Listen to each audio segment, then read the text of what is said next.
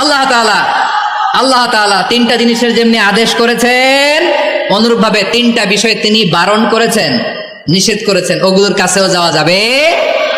শুনবেন রাব্বুল আলামিন বলেন, ওয়ায়ানহা আনিল ফাহশাই ওয়াল মুনকারি ওয়াল বাগি। আমি যেমনি তিনটি বিষয়ে আদেশ করলাম, অনুরূপভাবে তিনটি বিষয়ে বারণ করলাম, নিষেধ করলাম। আমার 1 নাম্বার নিষেধাজ্ঞা হলো অশ্লীলতার প্রতি। ফাহশা, ওয়ায়ানহা আনিল ফাহশা, আল্লাহ তাআলা অশ্লীলতাকে নিষেধ করেছেন। কোন জিনিসকে? সবাই বলুন, কোন জিনিসকে?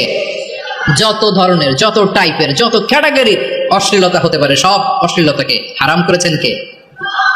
ফাহশা মানে কি? কথায়, কাজে, আচরণে, কমেন্ট, ফেসবুকের কমেন্টসে যত ধরনের নোংরামো আছে, যত ধরনের অশ্লীলতা আছে, এটাকে আরবিতে বলে ফাহশা। এটাকে কি বলে? রাব্বুল আলামিন বলেন, কুল ইন্নামা حرم ربي الفواحش ما ظهر منها وما بطن। ও নবী, আপনি বলে দেন, আমার রব প্রকাশ্য অপ্রকাশ্য, স্পষ্ট কিংবা অস্পষ্ট, দৃশ্যমান কিংবা অদৃশ্যমান সব অশ্লীলতাকে হারাম করেছেন। সব ধরনের অশ্লীলতা হারাম, সব ধরনের। আল্লাহ তাআলা আমাদেরকে অশ্লীলতা থেকে বাঁচান, অশ্লীলতা থেকে তিনি আমাদেরকে হেফাজত করুক, পড়েন আমিন। এবার বলেন, আমাদের সমাজে অশ্লীলতা আছে না নাই? চট্টগ্রামে নাই? আমি কই নাই, ওনারা বলে আছে। দেখছেন, আমি সামহাও বাঁচায় দেওয়া ট্রাই করতেছি, ওনারা বলে আছে।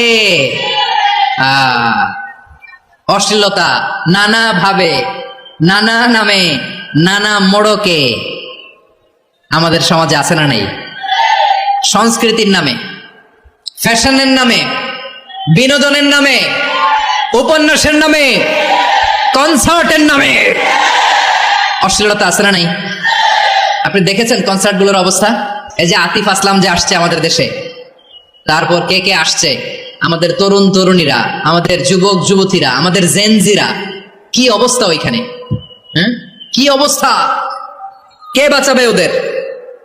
কে রক্ষা করবে ওদের ইমানের, ওদের চরিত্রের হেফাজতের গ্যারান্টি কে দিবে? কনসার্টের নামে অশ্লীলতা আছে না নাই?